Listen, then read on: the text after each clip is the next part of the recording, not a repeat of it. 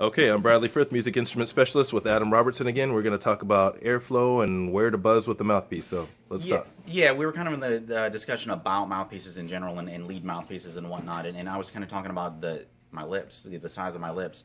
But a long time ago, I had asked a tuba player. I picked up a tuba and tried to play it, and boy, I couldn't make it sound. I'm not a tuba player. And I said, where does the buzz occur? And he said, what? He didn't know what I was asking. And the question is, where do you buzz? When you put your lips together and you make that sound, where does it occur? Is it right? Right?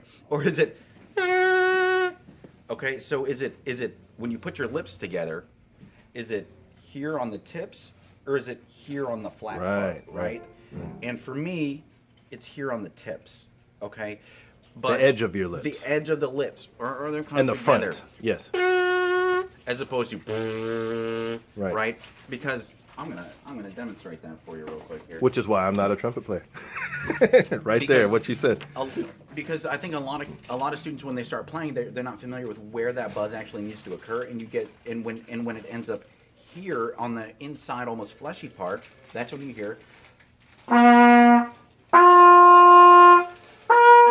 Right, because that's not where the buzz is supposed to occur, but when you get it in the right spot,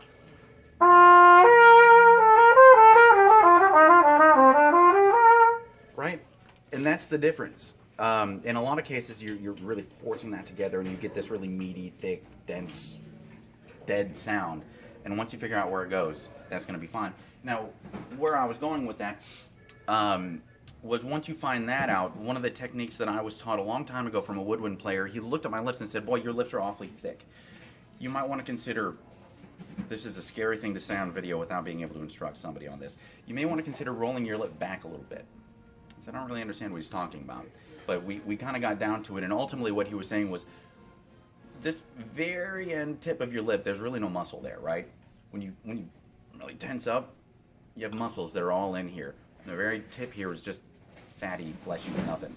So he suggested, essentially, I'm going to overdo it for the camera here, but to roll that back, not under your teeth, but to essentially something sort of like this, right?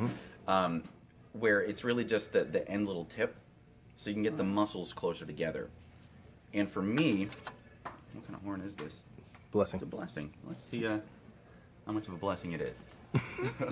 I'm going to turn away from you when I do this, because this is a 3C mouthpiece. There's nothing special. This is the most middle of the road, probably one of the most common mouthpieces for more experienced players. And it's a standard for every single pro that comes in here, and everybody that recommends every player should have a 3C in their arsenal. Every pro player I've ever heard has said that.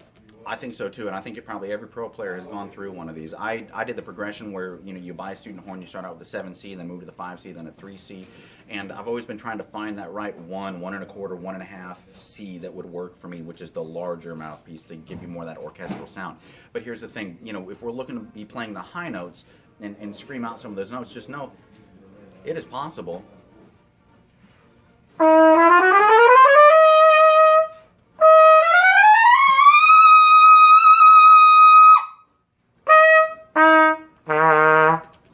On a large mouthpiece like this. So even when I was in high school playing on my 5C and my 3C when I was in high school, I still had that range. I probably had a little better range than I do today because I don't play as much. But it's all about the technique, and then you find the equipment to support it.